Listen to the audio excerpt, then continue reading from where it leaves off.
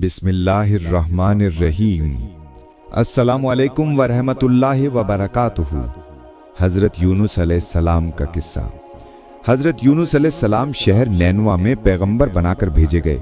आप लोगों को हिदायत करते, नेकी की तरफ बुलाते, बुरे कामों से रोकते थे। आप कौम समूद की तरफ भेजे गए। इस कौम के लोग बुतों की पूजा करते थे। जब आप लोगों को हक की तरफ बुलाते और खुदाए वाहिद पर ईमान लाने की तलकीन करते, लेकिन लोग आपकी तालीमात का इनकार करते और हज़रत यूनुस अलैहिस्सलाम से कहते कि हम तेरे खुदा को नहीं मानते। इस पर आप फरमाते कि खुदा के अजाब से डरो जो बहुत सख्त अजाब है।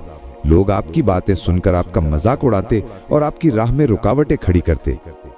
आपने कौम समूद को राह रास्त पर लाने की बहुत कोशिशें की, लेकिन भटकी हुई कौम पर आपकी नसीहत का कोई असर न हुआ, तो आपको यकीन हो गया कि ये लोग खुदा पर ईमान नहीं लाएंगे। आप मायूस हो गए। मायूसी की हालत में आपने कौम समूद की तबाही और बर्बादी के लिए बद्दुआ की और इस सरजमीन से निकल पड़े। चलते चलते दरियाए फरात के किनारे पहुंचे तो देखा कि कश्ती किनारे पर लगी है, लोग उस पर सवार हो रहे हैं। उनकी देखा देखी आप भी उस पर सवार हो गए। जिन्हें जाना था वो सब सवार हो चुके। कश्ती लोगों से भर चुकी। इसके बाद कश्ती अपनी मंजिल की तरफ रवाना हुई। समुंदर पुरसुकून था, आसमान भी साफ था, मुसाफिर इत्मीनान से बैठे हुए थे। जब कश्ती बीच समुंदर में पहुंची तो देखा कि आसमान पर स्याह बादल उठ रहे हैं। फिर हवाएं चलने लगी। हवा अचानक तूफान की शक्ल इख्तियार कर गई। समुंदर में कश्ती डगमगाने लगी। समुंदर की लहरें ऊपर नीचे होने लगी। बारिश भी शुरू हो गई। तूफान के झटकों और पानी के थपेड़ों से कश्ती के डूबने का अंदेशा पैदा हो गया। कश्ती में बैठे हुए मुसाफिरों में से एक ने कहा कि मालूम होता है कि कश्ती में कोई ऐसा शख्स भी सवार है जिससे कोई बड़ी गलती सरजद हो गई है। जब तक ऐसे शख्स को कश्ती से ना निकाला जाए, कश्ती का सही सलामत रहना मुहाल है। वो शख्स कौन है ये बताना मुश्किल है जब तक कि वो खुद को पेश ना करे। इस पर हज़रत यूनुस अलैहिस्सलाम खड़े हो गए और कहा कि मैं ही हूँ जिससे बड़ी गलती सरजद हो गई है। मुझे कश्ती से निकाल दिया जाए तो आई हुई मुसीबत टल सकती है। तमाम मुसाफिर हज़रत यूनुस अलैहिस्सलाम का मुंह तक रहे थे, जिसने खुद ही सबके सामने अपनी गलती का इजहार किया। फिर सबने एक ज़बान होकर कहा कि ये शख्स तो फरिश्ता सिफत इंसान मालूम होता है, हम किसी हाल में इसे कश्ती से नहीं निकाल सकते। मुसाफिरों में से एक ने तजवीज़ पेश की कि कुरान अंदाजी की जाए, जिसका नाम पर्ची में निकले वही सज़ा का मुस्तलिक होगा, हम उसे कश्ती से निकाल देंगे। चुनाचे कुरा डाला गया, पर्ची में यूनुस का नाम निकला। इस अमल से लोगों को इत्मीनान नहीं हुआ। फिर कुरा डाला गया तो यूनुस का ही नाम निकला। इस तरह ये अमल बार बार दोहराया गया। हर बार यही हुआ। हज़रत यूनुस अलैहिस्सलाम ने कहा कि मैं अपने रब का नाफरमान हूँ, खुदा का हुक्म भी यही है, मुझे दरिया में डाल दो, तमाम मुसाफिरों की जान बच जाएगी। हज़रत यूनुस अलैहिस्सलाम ने कश्ती के मुसाफिरों और मल्लाह से बार बार कहा कि वो कश्ती से छलांग लगाने के लिए तैयार हैं, इसलिए कि मैंने अल्लाह के हुक्म का इंतज़ार नहीं किया।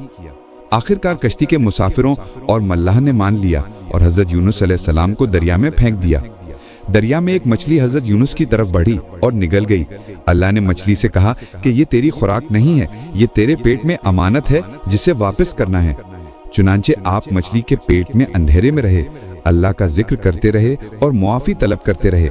आप पुकार रहे थे, ए अल्लाह तेरे सिवा कोई इबादत के लायक नहीं, तू पाक है, बिलाशुबा मैंने अपनी ही नफ्स पर जुल्म किया, मैं जालिमों में से हूँ।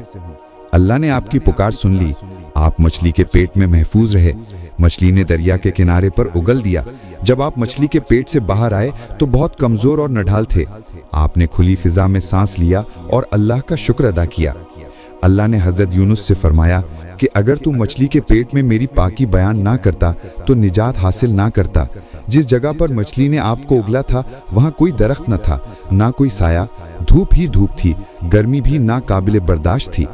अल्लाह के हुक्म से वहाँ एक बेलदार पौधा उगाया। पौधे की बेल से साया आ गया।